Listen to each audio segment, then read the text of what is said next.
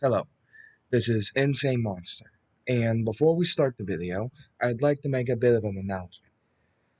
Given some people's concern about questioning whether I'll continue some what ifs or not, uh, I have no intention of canceling any of the what ifs I've made or thought up, or even made, especially the ones I've already made a thumbnail for. For the next quite a few bits of what ifs I'll be doing.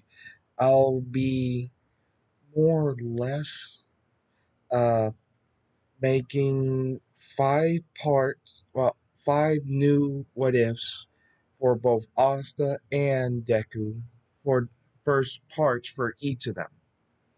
After that, I'll continue until I made at least one part for every what if that I planned out and had some ideas on for a while, ever since my previous recording equipment more or less crapped out on me. I was trying to do the lottery, but still had people more or less complaining, asking for more parts for the other what ifs. I don't want to play favorites for what ifs because if I did, that kind of takes away some of uh, well, joy, the fun I get from making these. So there's that.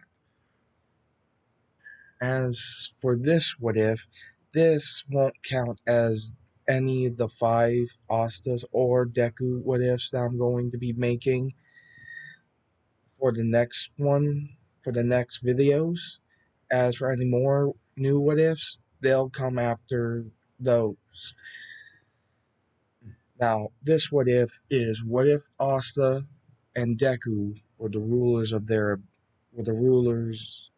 the abyss, or it might be what if Asta slash Deku had Abyss Sans powers. Now, before we get into either of the universes, we have to go to the abyss of the Undertale multiverse. In this point of time in their multiverse, Abyss Sans has taken up the role as the ruler of the Abyss.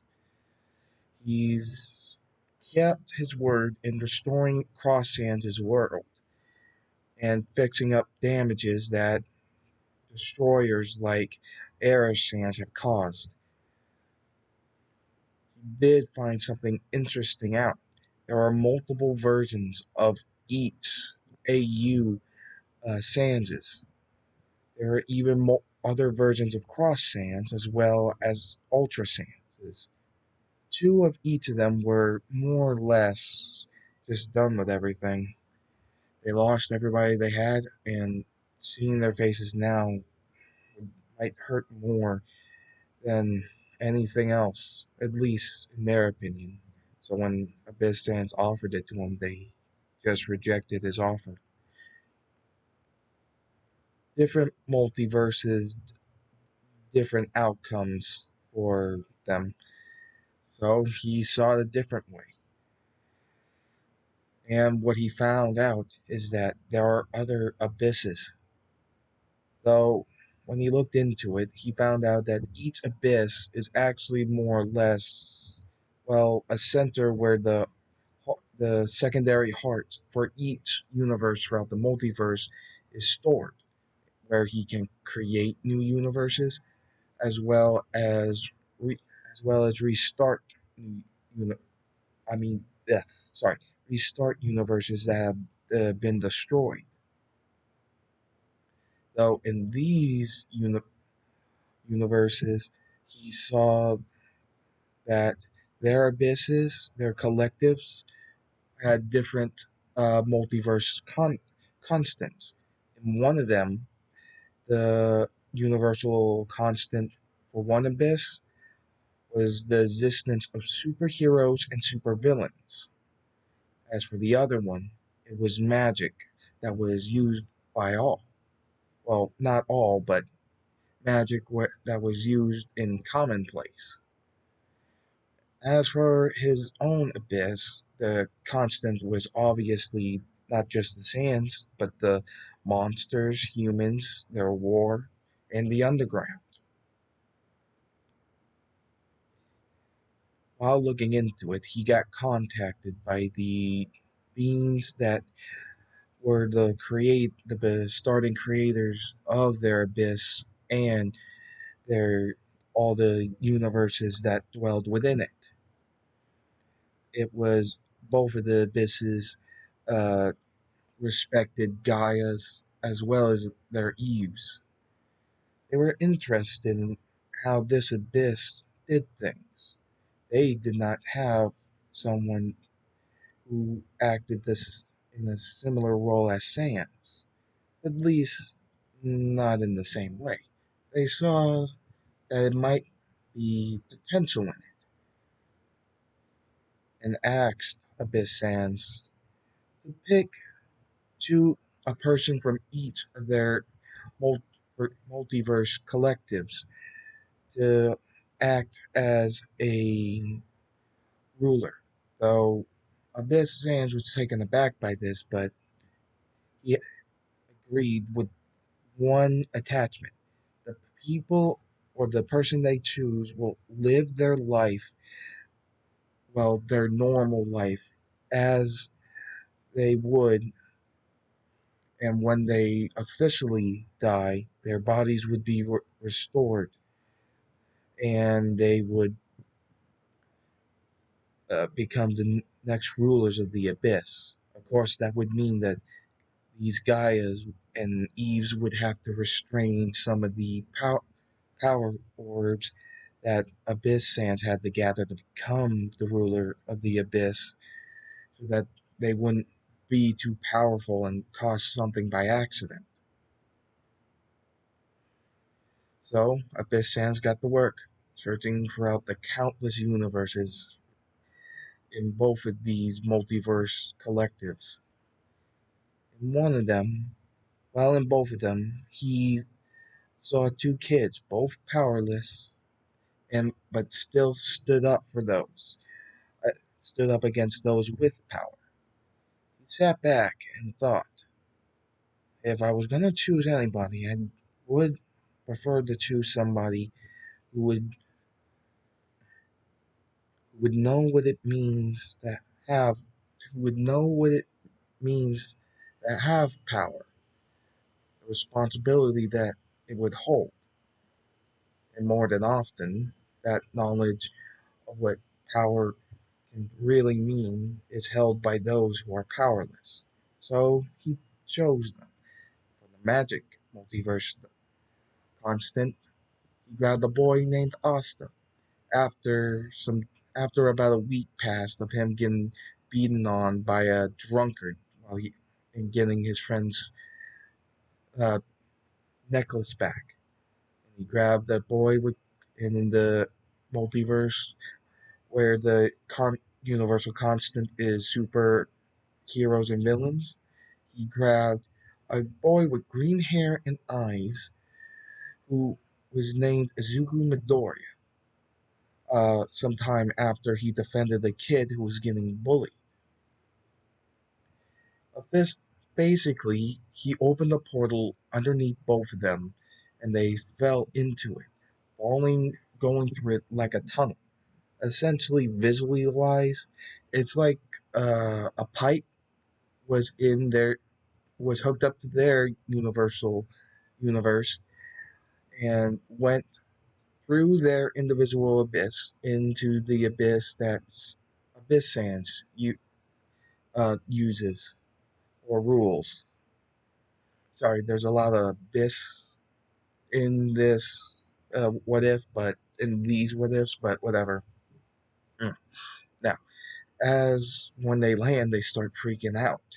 They just see an odd smiling skeleton with his scarves that's coming out of his coat, opening up and turning into wings. They freak out for a minute, not sure what to do, but he said, "You don't have to worry. I'm here to offer you something. I was asked to find someone who could fill a role, a very special role. They asked, "What was it?" And he replied with, "Rulers of, ruler of the abyss." They looked at each other and said, "Wait, one of us will become some kind of ruler?" Abyssian chuckled, and that's when the other versions of Eve and Gaia showed up, looking down at them, saying, "Children, huh? Hmm. I suppose it would be good to have them grow up with their powers to get used to them." And they explained what they wanted them to be and explained the concept of the multiverse, as well as all kinds of things about the powers that they would have. Power wise, Abyss Sans has the ability to turn his scarf into wings for actual true flight, as well as use it for attacking purposes and defending against enemies' attacks. He has the ability to restore people both in with their emotions, mental state, or even their body. It's, if I'm not mistaken, the proper wording was to give back what was lost, which Abyss Sans actually did when he restored Killer Sans' emotions to him, causing him to freak out and then just get out of there, away from Abyss. Of course, they explained that they'll still live their lives as humans and live it throughout their natural course of life. But for that to happen, they'd only be receiving two of the power orbs. As for the other two, they would only receive them after they've attained the ability, after they ascend to the role of ruler of the abyss. They also warned them about dangers of other people that travel throughout the multiverse, and that now that these connections, even though that these connections to their abyss, their collective multiverses, are temporary, it now there is now a possibility that they might have trouble from other multiverse collectives. Though Abyss says that he'll make sure to keep the problematic ones from his multiverse from messing with them, which gives them a sigh of relief. So, for the on and off, they travel between their universe to the ultra to Abyss Sans' domain so that they can train. Abyss Sans takes a sample of his magic along with the genes, like some pieces of the genes that causes his power to evolve and become stronger, more or less becoming what he needs. For us, they do get similar cloaks like Abyssans. For Asta, it's more or less a main black with gray trim, with a gray fluff on it. And for Deku, it's uh, main color teal or dark green with a black trim, with the fluff from his coat being a bright teal color. They get the hang of their new powers and learn some tricks about some things Abyss Sans picked up from his dad. For one, the I think the name is V1G Gaster Blaster. It's that crystal with the incomplete wings and the three Gaster Blaster heads sticking out of it in the bottom right hand corner. It more or less shoots a like a tri beam kind of thing, and pretty freaking powerful. With Deku's influence on Asta in their training, Asta does learn how to get good studying habits and isn't as dense or as um well, he's smarter than what he is in canon. As for Deku, with Asta's influence, he's built the habit of training his body and is a lot stronger. Though he isn't at the same par with Asta's strength and vice versa, with Asta not being on the same level as Deku in intelligence. Things go on and they learn about their crystals along with some of their other moves, teleportation, telekinesis, uh, cr- creating bones for attacking, which seemed like some kind of crystal bone combination, at least visually. Their Gaster Blasters, along with the V1 Gaster Blaster, which we'll just call V1G Blaster, and the Mini Blasters, as well as the Abyss Change that has the ability to destroy evil things. They teach them about even the voids, which are more or less a type of purgatory that each multiverse collective has.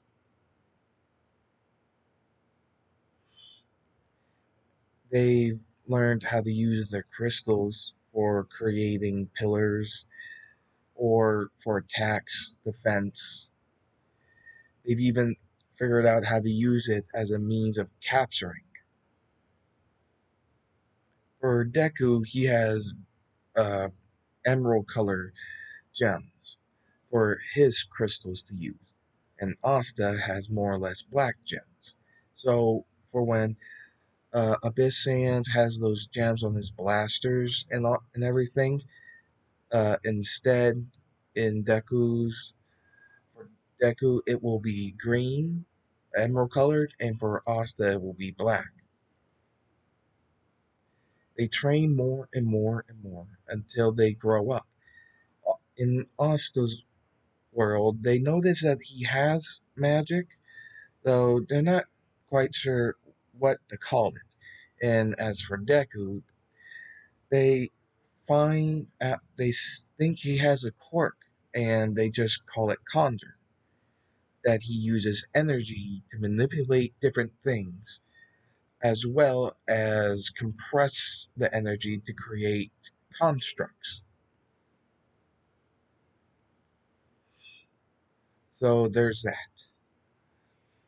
And when when they get old enough, their respective Eves and Gaias present them with two of the power orbs.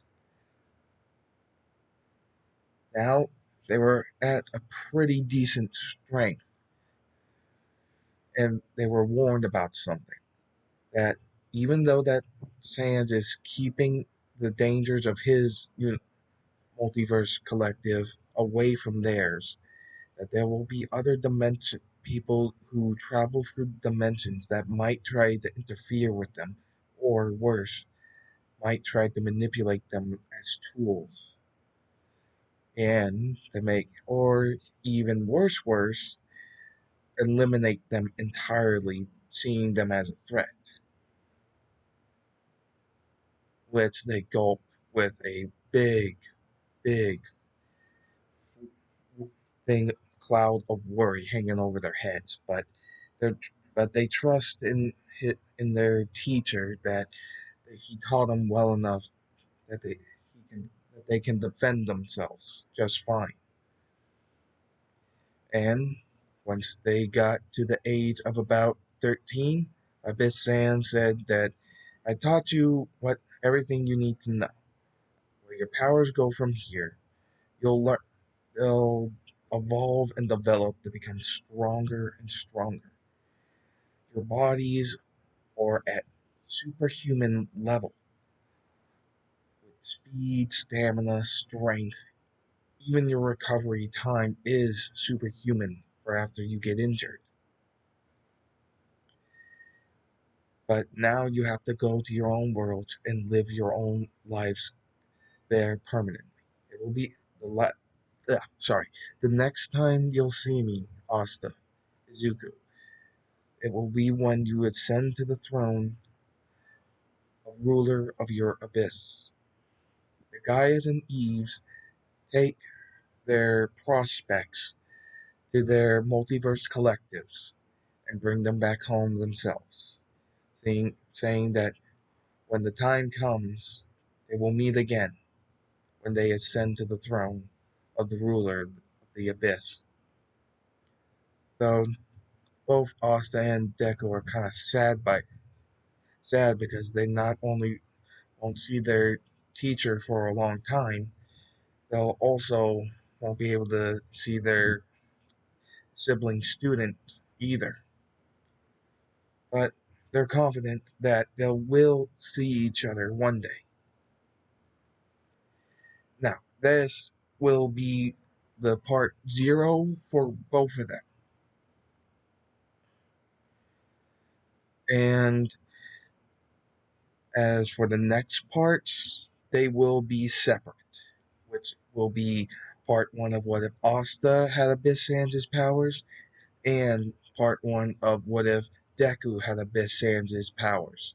This is a bit of an odd what if, and heads up, there will be some things that will go after each of them from Asta with things of magical nature from other universes attacking him, and things of basically super villainy going after Deku from other universes.